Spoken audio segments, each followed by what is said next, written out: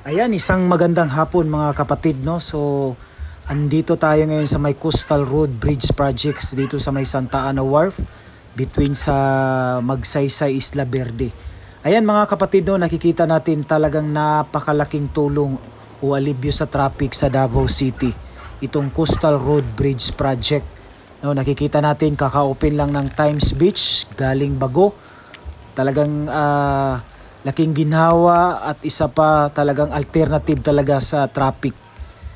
Yan mga kapatid, no. So lahat pala mga kapatid, itong project galing Bago hanggang dyan sa may Jerome, connecting dyan sa Samal Bridge Project, no, nasa 17.3 kilometer lahat pala ito. So ang Santa Ana Wharf Bridge, Isla Verde, Magsaysay ay kumpleto na, no. Tsaka kung sa Bisaya pa mga kapatid, no, lahi o iba yung pagka-landscape ng tulay. Sinadya talaga pag-design ng DPWH para siyang flyover. At para din may pagpatuloy yung mga activity dito sa ibaba, no, dito sa ilalim ng malaking dito sa ilalim ng tulay. Kasi makikita natin, no, napakalaking space. Baka pagdating ng panahon, pag natapos itong tulay, no, baka i-develop din ito ng City Government of Davao, LGU.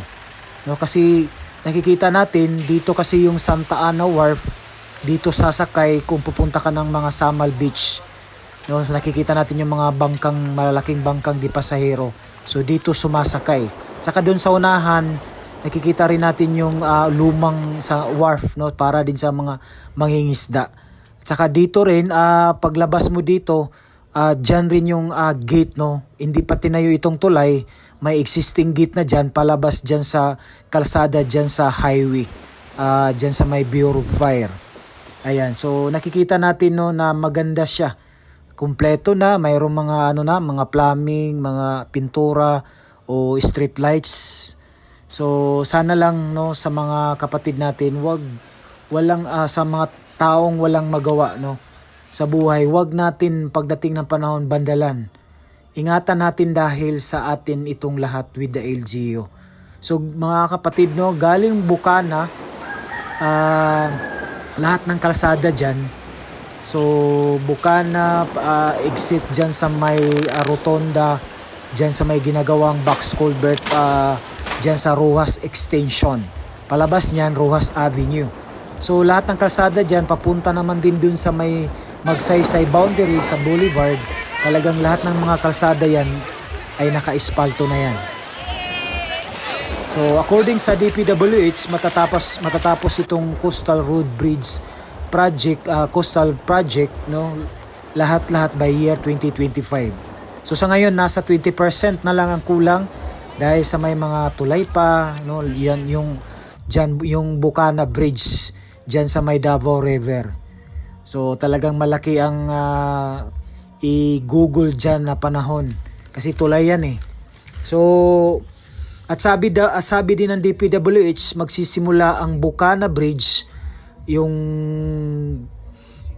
putol pa dyan ngayon, no, sana maumpisahan na, no. Sabi dun sa bagong announcement ng DPWH, kasi so sa last vlog natin by December talaga, pero sabi ng DPWH sa bagong update natin, no, baka last this year by December 2023 or early first next year, no.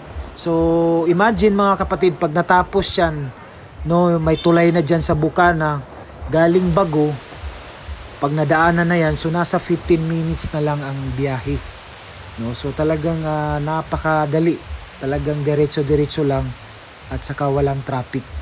Ayan. So hanggang dito na lang tayo mga kapatid, hanggang sa sunod muli. At sa mga bagong nakadaan dyan, don't forget to subscribe, like and share and notify. Pakihit yung bell para automatically na-update po kayo. And sa mga sa mga subscriber natin dyan, no, na mga silent dyan sa Luzon, Visayas, Mindanao, maraming salamat din also sa inyong lahat. Kaya kung wala kayo, talagang hindi natin maabot yung no, salamat sa suporta, salamat sa pagtsatsaga sa panonood sa mga video natin, no. God bless you all as you watch, and hanggang dito na lang tayo at sa sunod, no, kita-kits tayo sa vlog natin, and keep safe.